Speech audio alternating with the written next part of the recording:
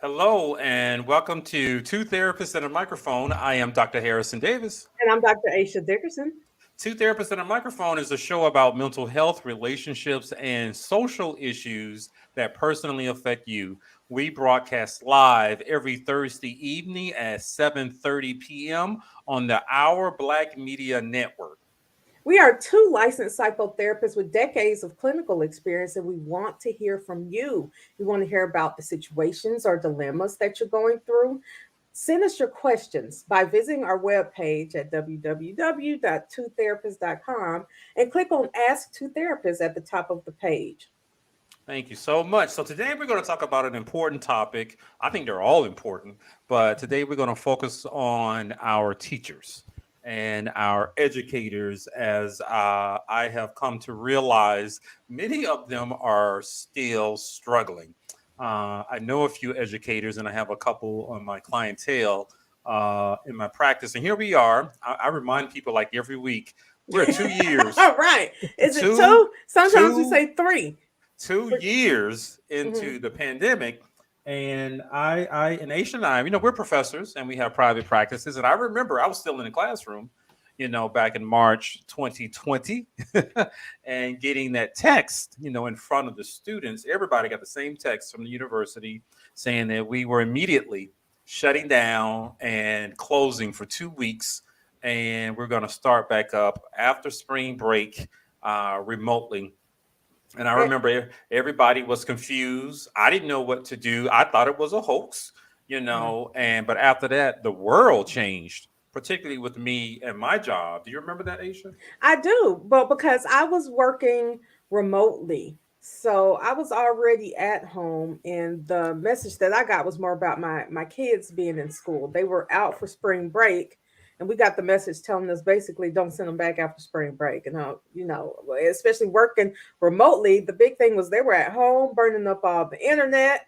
Yep. I People was started mad working. Xfinity giving out internet for free while I was paying $200 a month, and then mine was slowing down. I mean, it's everything was going just Yeah, I think flat a out. lot of us learned at that time when our kids were trying to learn remotely that there's limitations to the internet through Xfinity. I Right. never knew that, Me and then you gotta pay when you go over the data.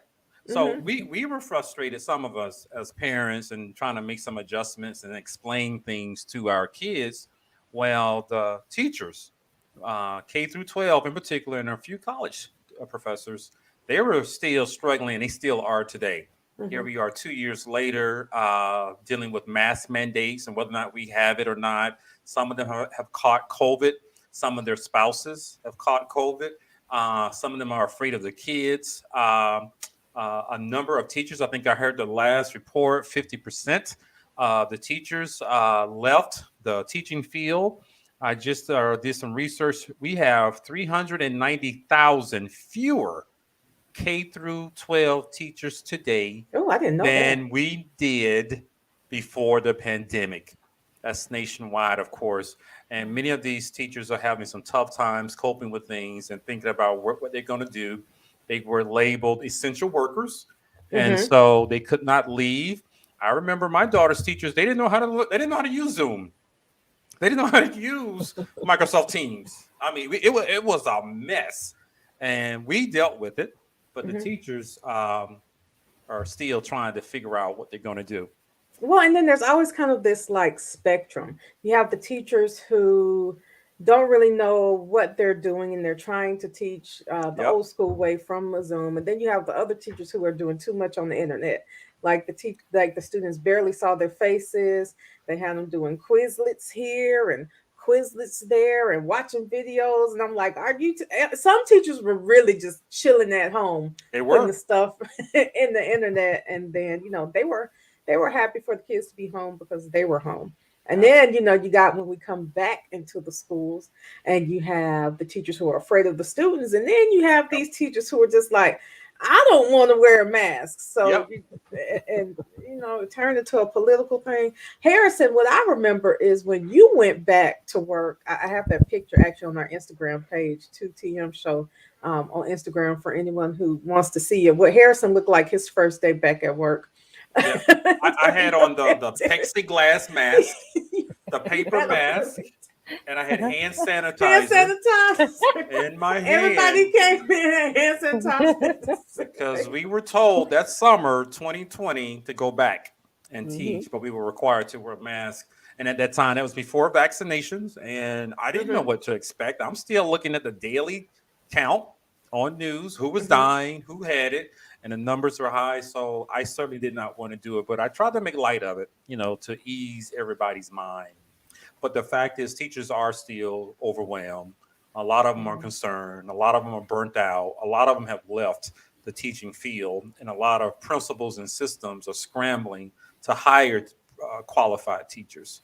Mhm. So, Dr. Aisha brought on a guest today. I did. So for the first time ever, I think we've had 2 weeks in a row people with who are school counselors or have school counseling backgrounds. Because last week we were talking about bullying and what children were dealing with in the school system, and today we have another school teacher, Toshiba Maxey. Sorry, not school teacher, school counselor, Yep. Toshiba Maxey. Because as we all know, our school counselors don't just work with the children. They're there for the mental health needs of basically anyone in the building, from The what I can staff. see when I've been there. Mhm. So Toshiba Maxey has three great loves in her life: her son Christopher Harris, working with children in creative arts. At an early age, she combined her love for working with children and her passion for creative arts. She attended and graduated from Albany State University with a bachelor's of science in The psychology. Rams.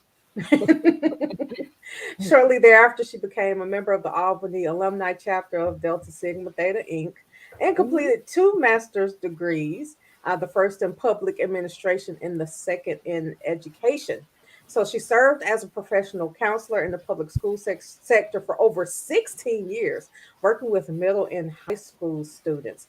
In her past time, she has managed Dance 2.0 Ltd, a dance organization for creatives, for 16 years, formerly known as Uptown Dance Studio. I hope All that's I right. said that correctly. So Mhm. she managing Uptown Dance Studio and teaches different types of dance to children in the evening.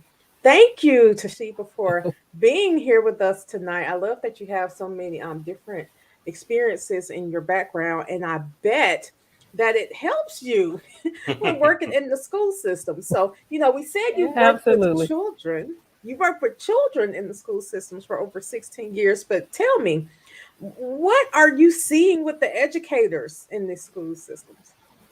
Yeah, well, like you said, the role as a school counselor, as an educator, we not only supported the students, but we had to support their parents, the administrators. We're that person in the building, and that wears all the hats.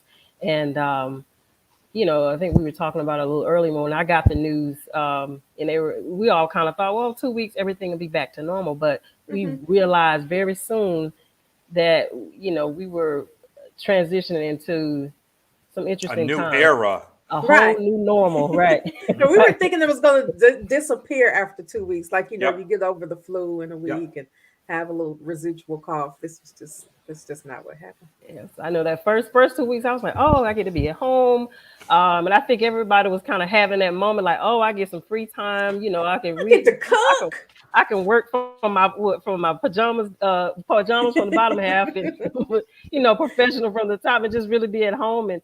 But I think reality soon set in, and people realize this is not what I anticipated.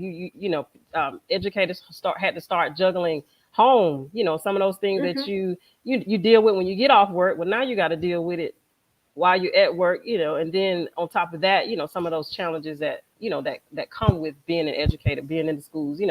Before COVID, there were mental health issues, but Hmm. now you those things are really coming to the surface, and some of those that may not have been an issue before, they definitely became an issue at now, and it's still at this present time, we're still dealing with a lot of those challenges. How do you see some of the teachers coping with these challenges that you just mentioned in the classroom? A thing that I'm hearing quite a bit is that a lot of the teachers are trying to give from an empty cup, is the And term. my high schooler tells me that, so sometimes the children have said that the teachers are in there drinking. She said, like in high school, they know what alcohol is like. She's like, the teacher was drinking again today.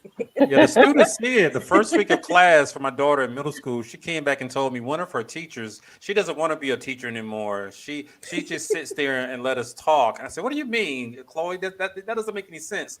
Sure enough, 2 weeks later, we got the notice that teacher had resigned, and they had to Oh, hire wow. another teacher. But what are you Mhm. seeing, Maxie, within the Well, classroom?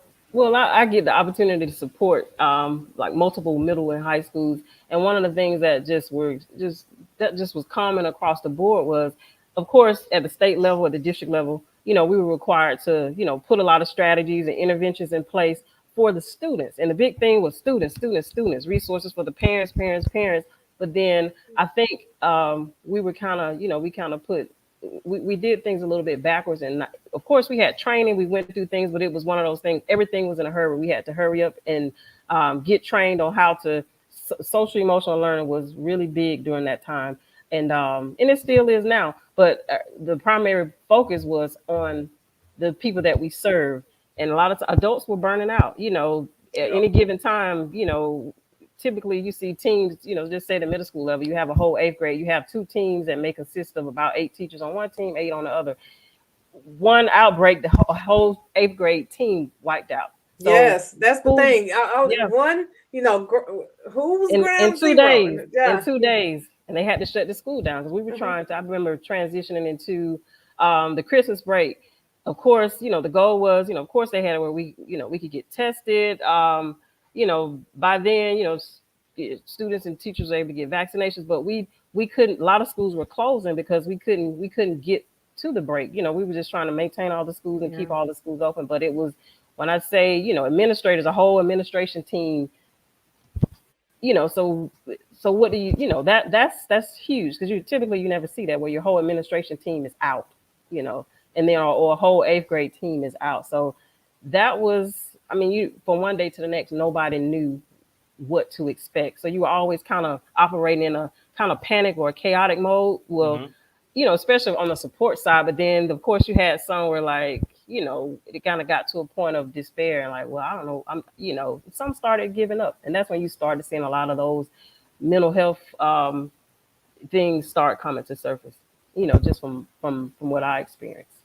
So when you say that some of them started giving up, what does giving up look like? Like what were they doing that came across as just giving up? Besides You, quitting, because we, a lot of them just quit. yeah, well, I definitely, well, I think, Dr. Davis mentioned earlier, you, he's, and those statistics on research shows that 50% of educators were thinking about leaving the field. So just in observing the culture and the norm and just day-to-day conversation, people are starting to shift because there are a lot of additional responsibilities came as a result of COVID. Like I think Yeah. you said, with technology, that was a challenge. And then even some of those kids that you may have had at-risk students that you had issues with before COVID, now you got to try to manage that and still be held accountable and make sure that they graduate or they're promoted, and all the pressure of that. You just start seeing people not only just showing signs of frustration, Yeah. anxiety, anger, Yeah. and then you just start seeing people check out. Like, look, this is too much. Some would ask for help, and then some would just be content. But when you get to that point, you're not helping yourself or anybody else, or especially our students. Yeah, I can remember one of my clients. She was a longtime teacher for like 19 years, and into the pandemic, that following fall of 2000, I think that's when everything hit her. She was still afraid. You mentioned anxiety and worrying about Hmm. herself, her parents who lived in another state, Hmm. and it also highlighted some marital issues that she Mm, was dealing with. And I remember she told me that she wasn't doing what she loved to do because she's sitting in front of a computer. I think a lot of us are about zoomed out these days, but she entered the teaching field Yeah. so that she can stand up in front of a class and connect and engage students and help them to learn. And it's like that piece was taken away from her. So for her, she checked out by not engaging the students. She did not grade their papers. She became depressed. very easily irritable, and the principal would call her out on it, and she actually had to go on disability because her depression got so bad for her. And I remember, and medication as well. And I remember she was telling me that all her teacher friends in the school were like that. So I cannot imagine what a lot of them were going through. But administrators were out, the kids were half on the class Zoom call, Right. go, The ones when they took tests, they were cheating. I playing don't music. know Yeah. if the kids learned half the stuff they were supposed to I learn. walked in on my daughter one time right here in my study in the office, and this is where she was sitting, and she was asleep during class, sitting in Look, this chair. kids will be kids now. That's the thing. But what Right. message did that all send the teachers? That's what how were teachers interpreting and coping with all of that? That's how one of my clients dealt with it. She shut down. She could not deal. It was the enormity of everything, including trying to teach in a way that she had never thought about. Yeah, it definitely was an adjustment. It was an adjustment for everybody.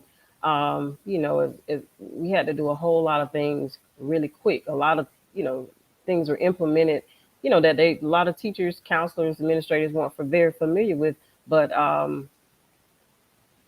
yeah, I think where we started, where we are now, we've made a lot of progress, and there are a lot of supports in place. You Good. see districts hiring more support staff. Mm. You see districts offering more opportunities for employee assistance program. Before, okay, we knew it was there, but now they're a little bit more intentional with saying, hey, you need to make sure that you take advantage of that. And for those that are kind of weathering the storm, Yep. we're seeing that, and they're relying on those outside pastimes to really get by. Because honestly, those things may be in place where you can take advantage of them, during the day or in a school system, or you could do virtually. But how much time do they really have if they're really working with the students and the parents? So um, I think it really, uh, those that have weathered the storm are really taking time to really introspectively just do what they had to do to survive. Everybody just got in survival mode. Now we can't stay in survival mode forever, but Mhm. that's what happened. Speaking of survival mode, so I have a client that's a teacher, and she was actually kind of the opposite of your client, Harrison, where she was doing the most all the time. And it seemed to me that it was kind of affecting her health. And Oh, listen, she she became teacher superhero. yes, she did. She was calling everyone, making sure everyone was okay. She was teaching her stuff. She was teaching other people's stuff. She was coaching 3 sports. Oh She, wow. for the Overdrive. well, 100%. And the thing about it was she teaches special education, which I don't know Oh how you right. You see how everybody say "oh" at the same time. I don't. yeah, How yeah. do you do special education over Zoom? And I mean, Mm. I'll say from what I hear, she did a good job, but also Mhm. that I know from being her therapist that leads to or it led to a ton of anxiety, Mhm. because it's not just I have to take care of me, I have to take care of all of my children and all of my special children who are commonly tossed to the side by other people just because they have special education needs. Mhm. So how are you seeing any of that where teachers seem to be doing the opposite rather than Shutting down. yeah, shutting down? I can definitely say that you definitely have, and you may often hear people refer to teachers, and educators as, superheroes, but superheroes need support system and help too sometimes. And to that point, just from what I observed with, those students, it got to a point where I think it was across the board. I know at some point they start transitioning in smaller groups, and this is just from what my experience. And because the need was so great for those special education students, they had to allow smaller groups, to actually come in the school where prior to the whole population coming back in the building. So it was a lot, and just hats off to those teachers and educators that have to work with that special population or any special population for that matter that have additional needs that with that virtual layer to it, it adds all kind of challenges to it. Mhm. And so, in addition to thinking about COVID, what I think about is, have you all, are either of you seen Abbott Elementary Yep. on ABC? Let me say, I Oh, love that show, right? It's hilarious, but actually, it makes me think about what teachers really go through. My friends who are teachers who always set up the thing at the beginning of school where you can donate to their classrooms. I mean, I always donate. Yep. And, just having to deal with not having the rug on the floor or what the kids are eating for lunch, making sure that mhm, their hair is done. Because I remember as a child, my mom was an elementary school teacher and eventually a principal. But I remember her having to deal with that kind of stuff. When defects comes, sometimes you're the only person as a teacher that the child has that's steady in their lives if they don't get moved. Or, if you can braid their hair, if you can twist their hair, if you could keep some extra deodorant and lotion and clothes. I mean, it's already, what I'm saying is it's already stressful to be a Yep. teacher yeah, before yeah, COVID. yeah. Yeah. That. That's so. Oh, I'm No. sorry. Go ahead. Well, yeah, that's so true because I watched the show for the first time last week, and in education, you definitely have to have a sense of humor, and and there are some situations and stories and families that you deal with, and it's sad, and you really have to, okay, what do I do next? And I think Harrison mentioned in the beginning, when all the kids having the cameras off, but I know we were, just having Zoom sessions and things like that, and say, hey, turn your camera on, we want to see you. But then what we were realizing is we had families that were in hotels. You can literally see Yep. families in the bed next to them, behind them. So at that point, it was a reality check for us. Hmm. Let's not push that. Find other ways to connect. So that of course, that's another layer. That teachers and counselors had to work through to be able to have that. But it's you just have to constantly keep reinventing the wheel to make it work for whatever student population that you're working with. Yeah, but it's exhausting being in survival mode, It And is. I want to remind people again, it's been 2 years. But one of my clients, as you guys mentioned, was already stressful and working with some of the kids who don't have a whole lot of the resources. As one of my teachers became a principal during that time period, and the first couple of weeks, elementary school, one of the kids' parents died of COVID. Mm-hmm. Another kid, a boy, was exposing himself, to the people in the school, and the janitorial staff had all quit because they had COVID or health issues, and then her assistant principal had quit too, and then she was going through a divorce, and then she Oh, has to be there to with a smile on her face during the pandemic and help the other teachers to stay on the job. She kept teachers who were not doing an adequate job because she didn't want to replace them. It was just too much of a chore. So I helped her, so we can just transition very quickly into talking about what are some self-care techniques for some of these teachers who are still dealing with that stuff. COVID was just the cherry on top of this issue that many teachers have to go through, and that's dealing with some troubled students from troubling environments. And let's also mention, dealing with some other teachers and administrators who should not be working around kids. well, yeah, because they're always there too. They're ever present. That's Everywhere, Oh good. yeah. everywhere. So, Maxie, what type of self-care techniques can you share with the audience for teachers to deal with some of those realities? And Aisha and I, we've dealt with it too with some of our students on the college level. It's just there's more to it than simply going in teaching a subject and then leaving and go home. There still is a lot of engagement with the environment. Oh yes, absolutely. Well, there's like different layers to it. My role in the as a counselor, a lot of times, we would provide support to the teachers and the students. Sometimes that may consisted of going into the classrooms, talking about breathing techniques, or if you're feeling, if you're feeling this way, or if you're feeling sad, or if you feel like you need someone to talk to, just giving them those options and letting them know that, hey, um, we're here for you, and these are things that you can self advocate for yourself. And a lot, and what I learned and observed, in just going in and trying to make sure we provided support for the students, the teachers needed that additional support too. So sometimes the additional support staff in the buildings, like your social workers, your behavior intervention specialists, your school psychologists, we were, we had to start creating like our own community to kind of, hey, well, let's do this today. Let's go walk track today, or let's do yoga. Let's do some meditation. And then even, and even some schools you saw where they had rooms where, hey, I just need a timeout. I don't want to talk to you or nobody else. Can I just go in here for a few minutes? And you start seeing, that implemented a lot across the board. So I think, teachers, educators just across the board, they were using all of those tools and resources, but, it was changing so fast, it's just a constant adjustment. Thank you. So do you ever experience times where the teachers just come? Because, I always tell my adolescent students, when you have an issue, just stop by and talk to a school counselor. Are the educators coming and just sitting on your couch too in your office? Yes. Look, and even if I'm not in the office, they will find me wherever I may be.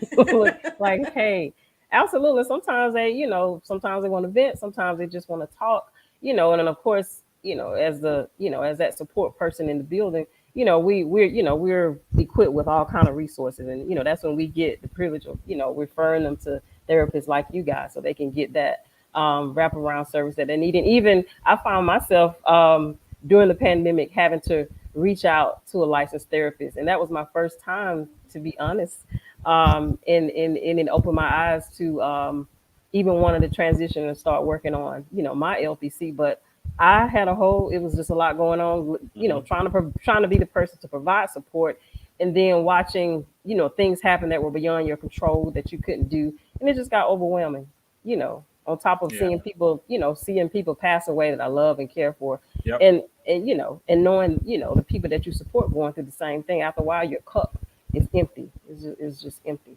That's the term that I heard a lot. So you mentioned meditation. I cannot emphasize that more. There was a time, believe it or not, I wasn't a big proponent of meditation. But I think over the last 6-7 years, I do it a hell of a lot. And I have to teach people Count to 10. how that's one way to do it, whatever you got to do. And you also talked about some of the educators using the counselor as an outlet. Having someone to go to instead of just keeping things in to themselves. But also the other issue I think would be very helpful is minding your boundaries, because the teachers have to do a lot. Look, that's what my therapist told me in my session. I had to create some healthy boundaries and own that. And I say it changed my whole perspective, and it made a big difference.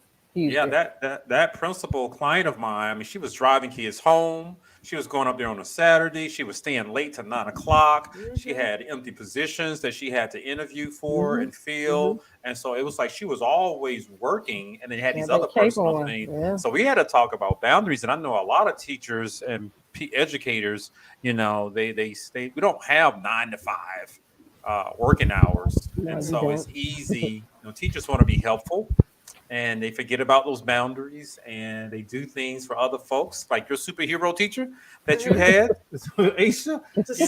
She'd been at school from like 6 something in the morning till after the sun went down, coaching sports. She played coaching sports. She's never played coaching sports. They couldn't find other coaches for.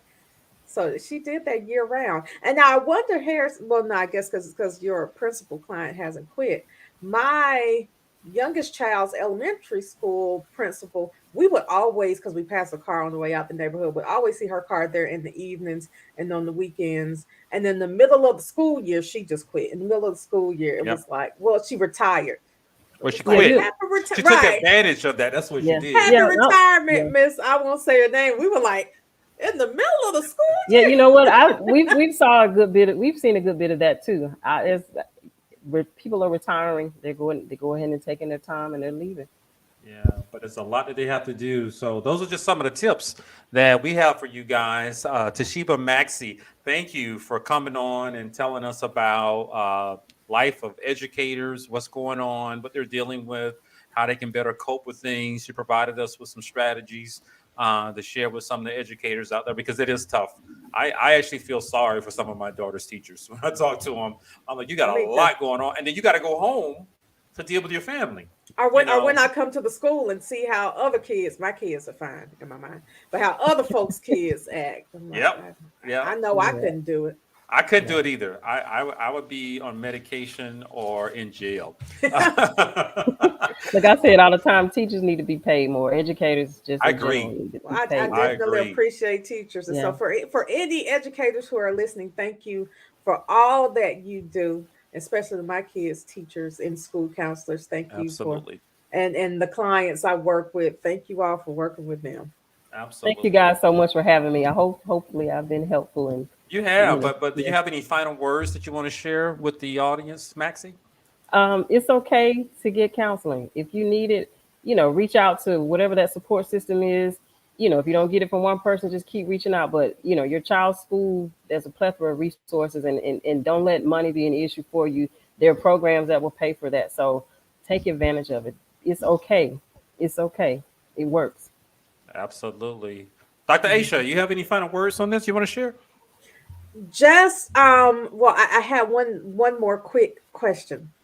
Ty, if you had to throw out a diagnosis that is most common in all the educators you see, what would it be? Well, look, all of us are a little crazy, not licensed, diagnosed You as know, because I look feel at like your I book could crazy. diagnose everyone with something. What would you say is the most common diagnosis? Definitely, I feel a lot of anxiety. Okay.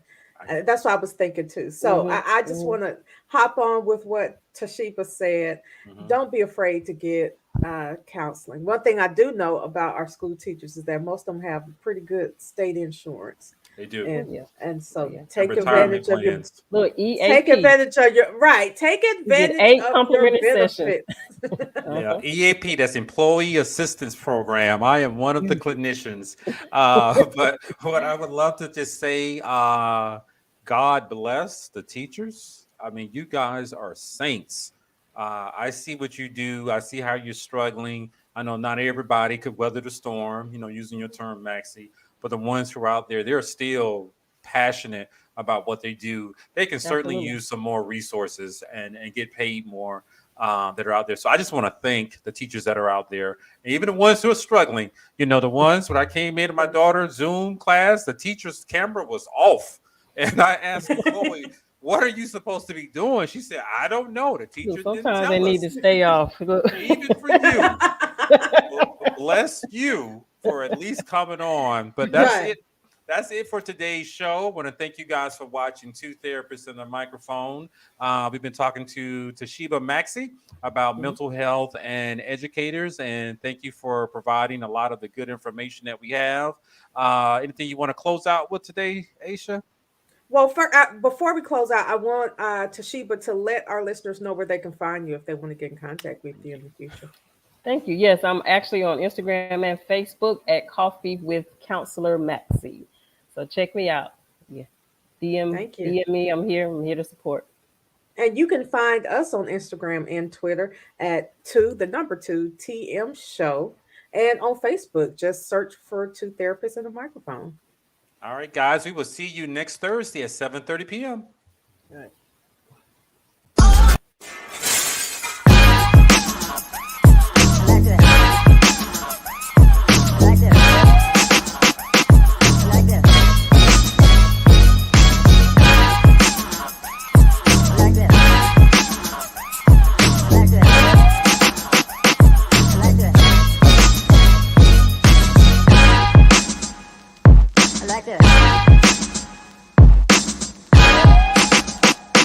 I like